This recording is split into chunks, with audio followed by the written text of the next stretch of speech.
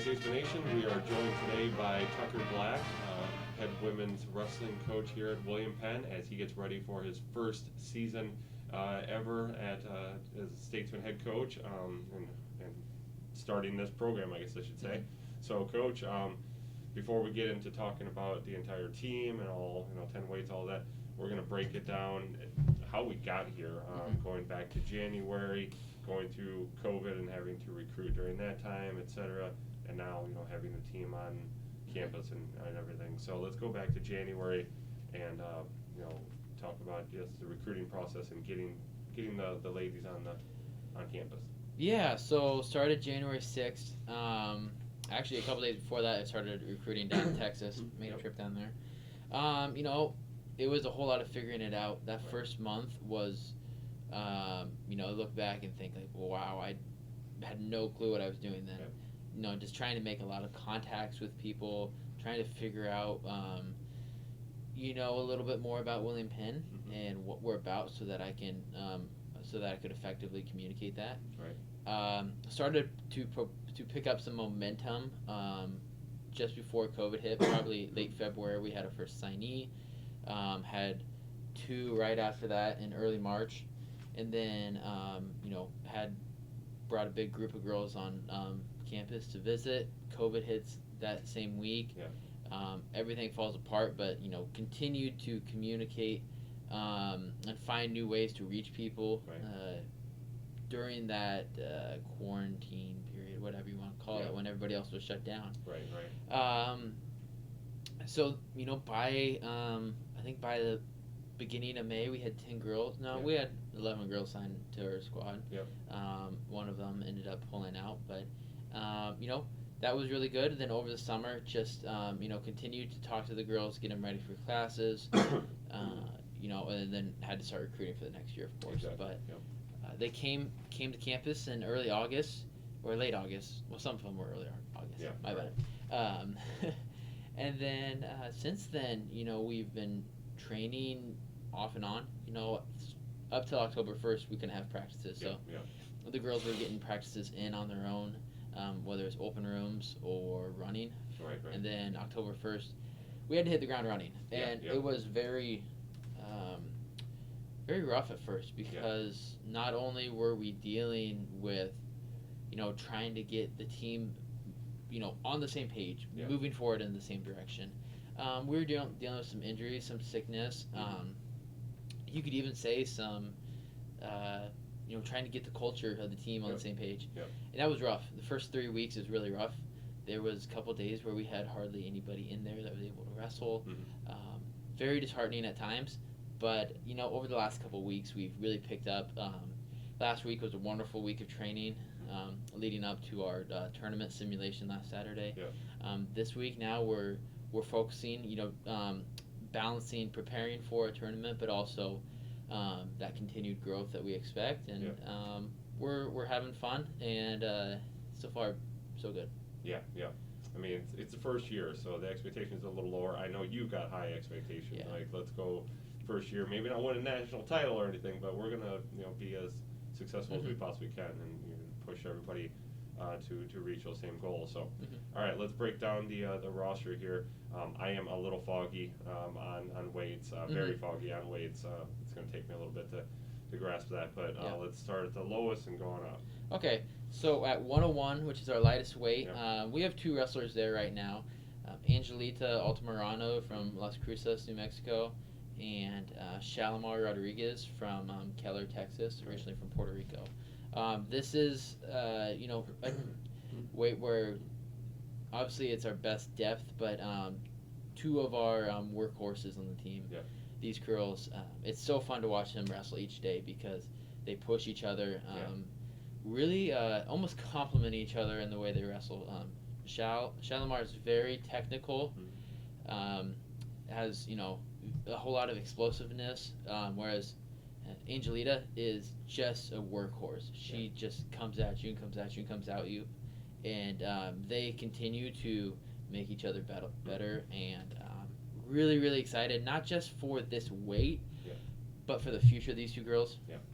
I assume both of them are career 101 pounders. We'll see about that. Sure. But just what they do in the wrestling room is astounding. I mean, really, really excited each day to watch them come in, whether it's drilling, wrestling live, whatever it is.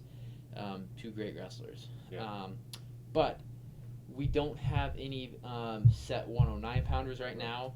Which so means the loser has to go up. Yeah, and I wouldn't even call it a loser because we want to put our team in the best position to win on duels. Yeah, exactly. So Saturday we're probably going to start out with Angelita down at 101 and Shalimar up at 109, even though Shal's going to weigh in at 101. Sure. But for the second duel, we'll switch them. Yeah. And we're going to figure out who's best where when it comes to duels. Right. Angelita came in as a smaller girl, but wrestles very strong, continues, just her pace, I think, will be very effective. So if we feel like she ends up being the better wrestler at 109, we'll continue to stick her there for duels. And then when it comes to conference tournament time, both of them, I foresee right now being at 101. Sure, yeah, that makes sense. Yep. All right, so we got those two. Go on up to 116 is next. Yep. We have Tia Chun from Jacksonville, North Carolina. Tia reached out to us from the very beginning.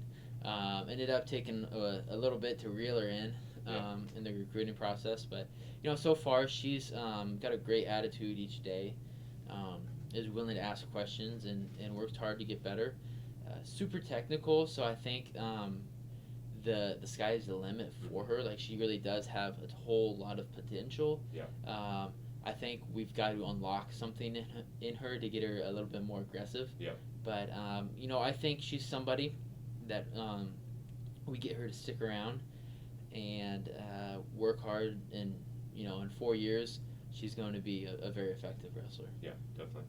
123, I believe. Yes, 123 is next. I knew one of them. Yeah, so Catherine Patrick from Polo, Missouri is at 123. She got sick a couple weeks ago and ended up losing a bunch of weight, and there's a chance that she could slide down to 116 and wrestle there for us some. But she's somebody with limited wrestling experience right now, but a great work ethic. So we're just working on growth with her, and she knows that her goals are going to be beyond this season. So really focusing on growth and maximizing her potential, and she's somebody that's really blossoming. I don't want to say blossoming yet, but she's really growing into her body. Really feeling a whole lot better, and I think by the end of the season we'll see a whole lot different Catherine. Yeah, for sure. Okay. 130 is next. Yeah, I was going to say fine. 130, but I was just going to guess. No, you're fine. 130 is next. We're going to have a homegrown girl, Mami Salamani from Iowa City West High School. She was, our second signee. She last year was her first year of wrestling. Got second at the Girls State Tournament in Iowa. Somebody that's potential is through the roof. When she's in the wrestling room, is able to exhibit just the natural feel for wrestling that very few people have. So she's got, excuse me, the sky's the limit for her, Now we've got to kind of unlock the aggression part of it. But, she's somebody that comes in each day to practice. We don't have to worry about attendance with her. We don't have to worry about her, not strapping them up. So I think she's gonna get there. We just gotta get some more mat time under her. Next is 136. Alexis Royhaus from Hereford, Texas. Somebody that is able to do a whole lot of different technique in practice. I think another person that we just got to get the feel for wrestling a little bit better. The technique is there. She's very smooth, knows her wrestling. Now we just got to get her to unleash that when it comes to wrestling live, when it comes to wrestling matches. And, I think another girl that over time is going to get a better feel for what she's doing, and we're really excited for her. Next is another leader on our team at 143, Joylyn Wegman. When she came in, we were actually, kind of figuring out is she going to go 155 or 143? Mm-hmm. She made that choice to go 143 and has done a great job getting her weight down so far. Very experienced wrestling, coming off an injury right now, so we're getting her confidence back when it comes to wrestling. But she's somebody that we're going to see a whole lot of in the next 4 years, and I think is going to help drive the culture of our team. And we're really thankful to have her. And she was a teammate of Shalimar Rodriguez in high school, and those two just very well coached in high school. You can tell that when they come into the room, and even since getting here, seem to have made a lot of progress. Yeah, for sure. 155. We've got a girl coming down from 170 right now, Karina Gonzalez, from Alige, Georgia. Somebody that we're gonna figure out exactly how she does it this weight. I think she's used to wrestling a bigger style, but as she's cut some weight down, seems to be moving a whole lot better. The thing about Karina is she's so sweet, so nice. We've got to get her to be a little bit meaner. Right. Maybe stop saying sorry during practice sometimes. Yeah, right. Other than that, just doing great. I think she's somebody that has found her voice in college, and if we can get Karina to believe in herself, she's going to be a team leader for years to come. Yeah, sure. I think 170 is another weight that's going to be a bright spot on our team. Salima Omari was a heavyweight state champ for Iowa City West last year. Has so much talent and is an absolute workhorse. She does everything we ask and more. Is constantly in the room trying to help others, get better, whether it's conditioning or whatever that might be. She's lost a whole lot of weight. She's moving around great right now. The one thing about her is it's like she sees red when she's wrestling. Right. So we gotta get that wrestling feel down, get her to be a little bit more relaxed and calm, and not give up any exposure points. Right. But I think she's gonna be somebody that we see on the All-American stand a couple times. Yeah. And I truly believe that if we can get her to just stay in good position on the mat. Right. So you got some that have to figure out the aggression side of wrestling, and some that maybe have to tone it down. Yeah. Or just controlled aggression. Yes. Right. Controlled aggression. Yeah. And I guess obviously coaching, it's not your first time coaching women, but gender roles and all of that. I mean, I'm sounding very sexist here, but to say guys have the testosterone. They know it's just built into it. Females not as much, obviously. So this is something that you have to balance this and figure out a way to change the mentality a little bit and unleash the beast, I guess, so to speak. And I think that's something that can definitely be said about our final wrestler, Samantha Ruano from Romeoville, Illinois. She knows wrestling. She's been around wrestling a long time. Her older brother was a D1 wrestler and very, very successful. But she knows wrestling, but she's got to go out there and execute it. Got to get a little bit meaner on the mat. Got to get a little bit more focused. But yeah, I think there is different gender roles, and like I said, I don't think that's sexist to say. We just got to get the competitive spirit flowing in these girls, and I think they're gonna really enjoy it when they start winning. But there is a difference, and I'm learning the difference. Coach Waters has been a great help with that.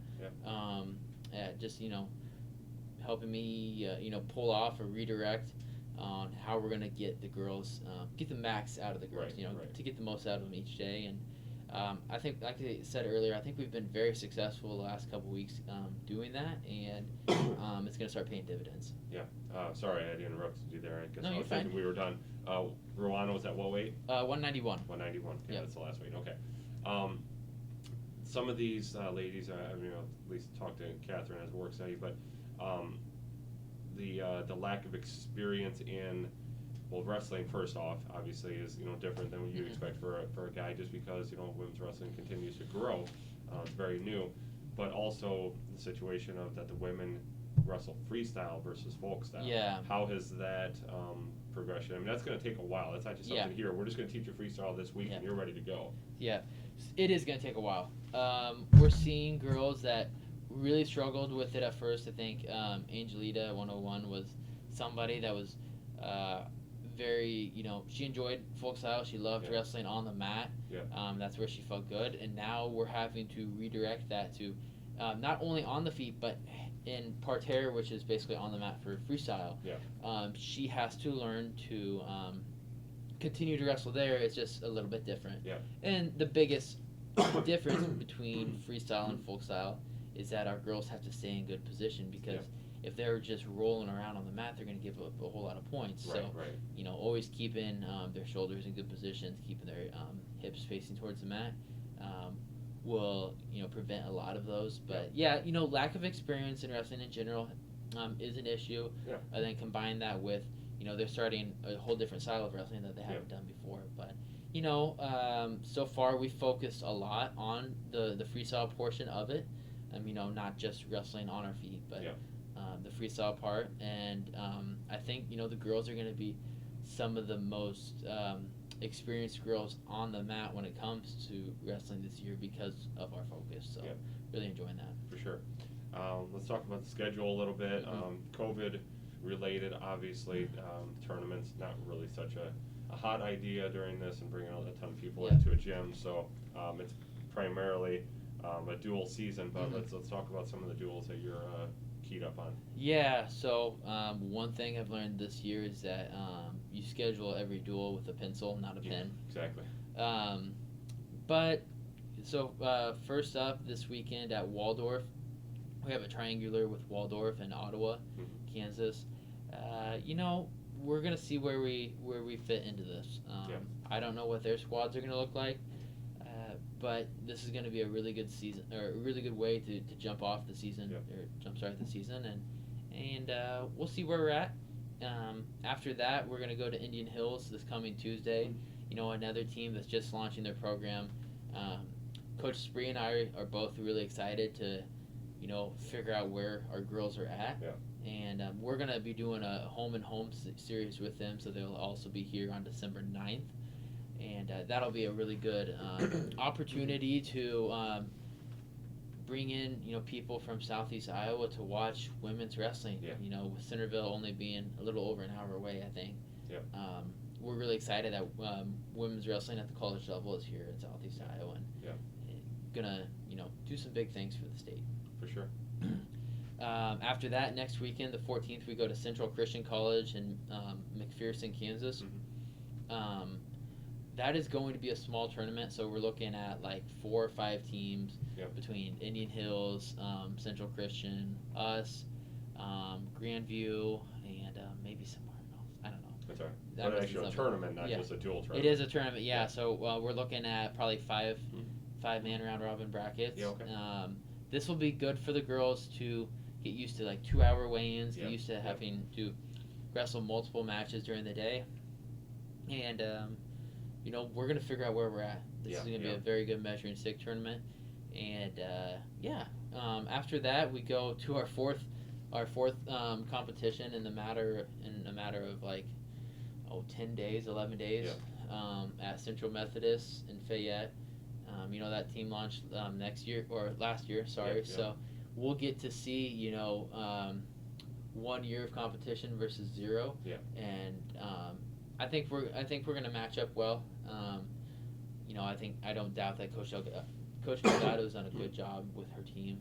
I know she used to be Coach Waters' assistant coach at Oklahoma City, but really, I think the how we're kicking off the season is going to be very good. We're going to get our girls some good matches in, and then we hit Thanksgiving break. After Thanksgiving break, it looks like we're going to go Baker University, Texas Wesleyan University the day after, and then finish off with Indian Hills before Christmas break. Right. So it's it's going to hit the ground running, and again, you're going to find out real quick where your team's at, and probably not a lot of time, unfortunately, to get back in practice room and work on those things that you see in those tournaments. But it is a long season. Yeah. There's time to continue to work things, and I'm sure more than anything you're looking at this season as, let's see where we are from day one, let's see where we are at day 100 and how much we have advanced. Like, let's not worry about us losing on day one. Let's see how much more we've progressed by day 100. Yeah, well, we talk about we're not just training 2 tournaments or 2 duels, we're training through them. Yeah. So continuing to move forward and keep, Coach Waters and I come up with a plan for the whole month. And we want to stay on that plan throughout the whole month, regardless of what happens during duels. We're going to make tweaks. We're going to make adjustments. After the December 9th duel with Indian Hills, we have like 6 weeks until we compete again. Yeah. Which a good chunk of that, unfortunately. Unfortunately. Winter break, but 3 weeks after they get back from Christmas break to get back on the mat, make a whole lot of growth during that. That's what we're focused on here. It's just growing, using those opportunities where there's break in the action to progress the girls forward and get just a better feel of what they're doing. But we have to do that through competition as well. Yeah. And the girls need mat time. They came here to wrestle in matches, not just to practice. So it'll be, a really good mix of some busy times competing and then taking time off to recover. And I think by the time conference rolls around in the middle of February, we're going to be at a really good spot. Yeah, definitely.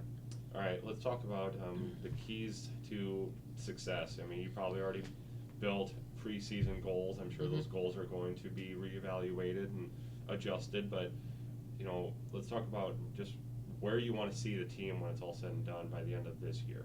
Yeah, so we did goal setting with each and every athlete, and then we did goal setting with the whole team. With each goal, they need to be reasonable, attainable, and measurable. Yep. I think our goals. The broad goal this year is that continued growth. With the measurable goal being is that we want every weight to be competitive in the top 4 in conference. Is it realistic right now to expect every girl to be in the finals, to be competing for a conference championship? I don't know. We don't know exactly where all of our girls are at when it comes to competing. But those are our goals. Obviously, from a coaching perspective, retaining girls and eligibility is always at the top of the list. Yep. But competition-wise, I don't think it's out of the realm to have, at least 5 to 7 girls in the top 4 at conference. Yeah, sure. Who are those girls going to be? We're going to figure out. Right. We're just really excited for what we have on the team, though. Yeah. We have a good group of girls, and I think come February, if we're able to, early March, if we're able to put a girl on the stand at nationals, I think we're going to be proud of that, but not satisfied. Yeah, definitely. All right, Coach. Thank you so much for sitting down for a few minutes. Yeah, no problem. We'll get you back into training in a little bit here, but once again, Tucker Black, head women's wrestling coach here at William Penn, starting the inaugural season of women's wrestling here at WPU. So best of luck. First duel again at home on December 9th. Yep, home December 9th. If you're watching this, come out and watch. I think we can get 50 to 75% capacity in at this point. Yeah, it might be a little bit different. Well, no, in the pack should be about 50%. Yeah. Perfect. Yeah. So we're gonna. That'd be a big crowd because the pack holds a lot of people. We're gonna bring in as many people as possible, and these girls can't wait to compete in front of their home base. So we're excited. All right. Okay. All right, thank you. Appreciate it. Thanks, Coach. All right.